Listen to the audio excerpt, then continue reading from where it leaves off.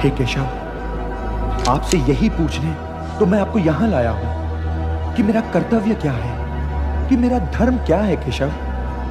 और स्वयं तुम क्या हो पार्थ? स्वयं तुम कौन हो? श्री कृष्ण कहते हैं, कलयुग में रिश्ते भावनाओं से नहीं, स्वार्थ से बनेंगे। लोग साथ तो होंगे मगर साथ नहीं निभाएंगे। रिश्ते दिखावे का जरिया बन जाएंगे। जहां मतलब होगा वहां मोहब्बत होगी। जो जितना झूठ बोलेगा वो उतना अपनापन दिखाएगा, और जो सच्चा होगा उसे ही सबसे ज्यादा ठुकराया जाएगा। इस युग में दिल नहीं, दिमाग से रिश्ते निभेंगे, और जब मतलब खत्म तो रिश्ते भी खत्म।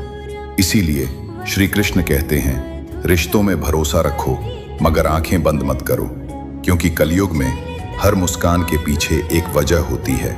आने वाले युगों में धरती पर जनसंख्या इतनी बढ़ जाएगी, इतने नित नए आविष्कार होंगे कि वातावरण दूषित हो जाएगा, प्राणवायु विषैली हो जाएगी, और उस समय श्वास पर यह नियंत्रण मानव के लिए बहुत उपयोगी सिद्ध होगा, जो योग क्रिया का एक अंश है।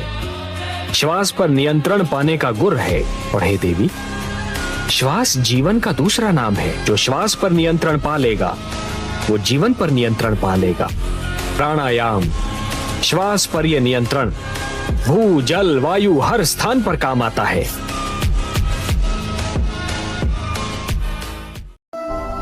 सुख दुखे समे कृत्वा लाभा लाभो जया जयो ततो युद्धाय युज्यस्व नैवं पाप मवाप्स्यसि।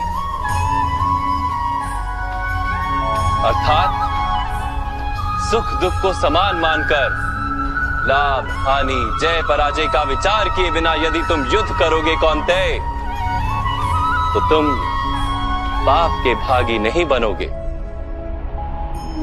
इसी को कर्म योग कहते हैं। अगर जिंदगी में आगे बढ़ना चाहते हो तो 4 तरह के लोगों से हमेशा दूर रहो। नंबर 1, जो हर वक्त दूसरों की बुराई करते हैं। नंबर 2, जिनकी सोच हमेशा नकारात्मक रहती है। नंबर 3, जो समय की कद्र ही नहीं करते। नंबर 4, जो दूसरों की तरक्की देखकर जलते हैं। याद रखना, ऐसे लोग तुम्हें ऊपर नहीं नीचे ही खींचेंगे। इसलिए समझदारी इसी में है कि उनसे दूरी बनाए रखो। हे अर्जुन, मनुष्य जन्म का प्रधान उद्देश्य मोक्ष प्राप्त करना है, और यह मोक्ष केवल मनुष्य योनि द्वारा ही प्राप्त हो सकता है।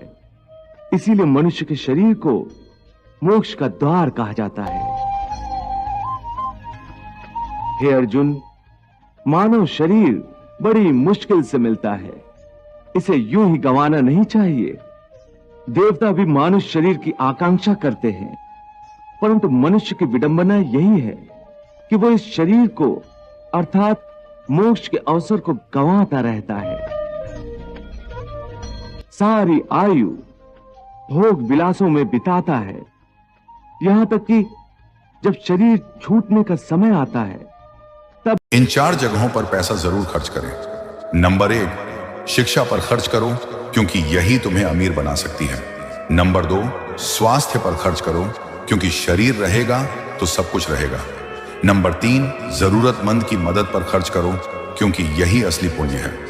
नंबर 4, अच्छे कर्मों पर खर्च करो, क्योंकि यही तुम्हारे साथ हमेशा रहेगा। जो धन सही जगह खर्च होता है वही सच्चा